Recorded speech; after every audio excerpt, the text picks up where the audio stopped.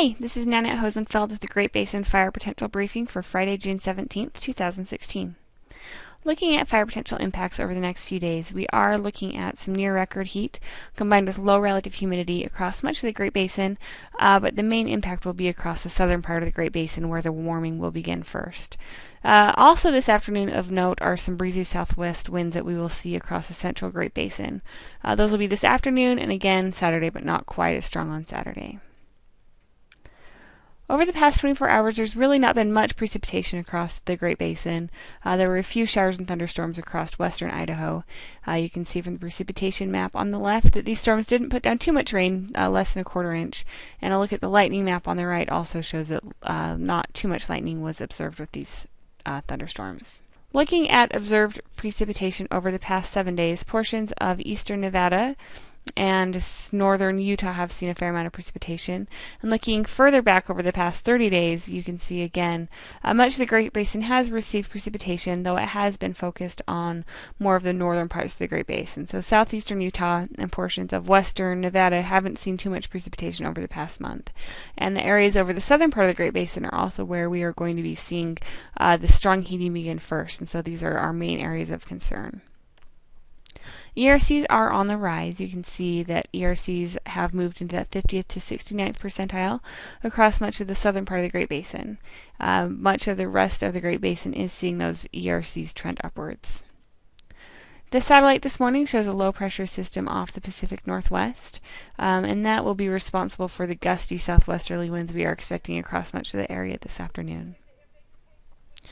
As far as significant fire potential, you can see much of the southern part of the Great Basin is moving into the brown category, with fuels drying elsewhere as well. So this afternoon we will see wind gusts, as I mentioned before. These will be southwesterly winds, with the highest speeds across portions of western Utah, central and eastern Nevada, and then the higher terrain of western Nevada. Maximum temperatures will continue to rise today. As far as temperatures this afternoon, we're looking at right around normal to just below normal across much of the area. This will change moving into Saturday as we see high pressure begin to move into the area. Fuels will continue to dry, especially across the southern part of the Great Basin, and those temperatures will continue to trend upwards. We're looking at temperatures in the 100-degree range across the far southern part of the area. Winds will also be a bit gusty tomorrow afternoon across much of the same areas as we are expecting them to be gusty this afternoon, but wind speeds will not be quite as high tomorrow.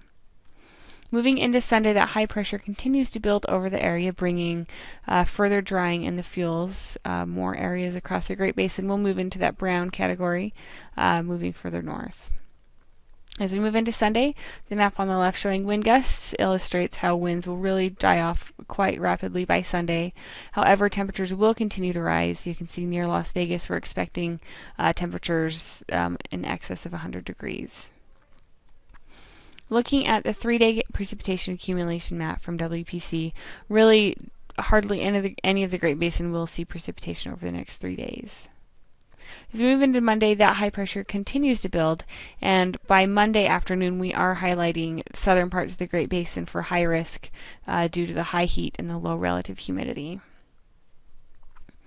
Also on Sunday, you can see these hot temperatures if you look at the map on the right, over 113 degrees in Las Vegas by Sunday, so definitely approaching, if not reaching, record values across at least the southern part of the Great Basin by Sunday. Relative humidity will also be quite low. That is the map on the left, and so on Sunday we will see widespread hot and dry conditions across the Great Basin.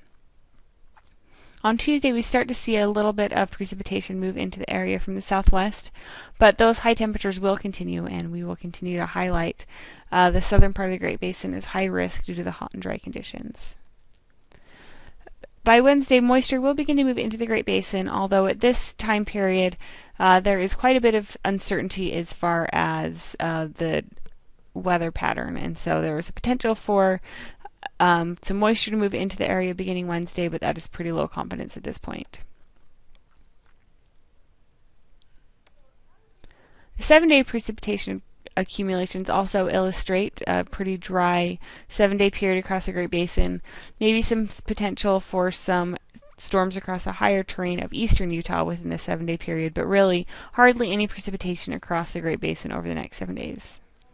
Finally, looking at the Climate Prediction Center's 8 to 14 day outlook, it is looking like we will stay in this extended period of hot and dry conditions with below to normal precipitation. So really we are looking at extended drying of the fuels with these hot temperatures over the next at least 2 weeks. So that's it. If you have any questions, please feel free to let us know. Our contact information is on the screen, and you can also find us on Twitter. Thanks.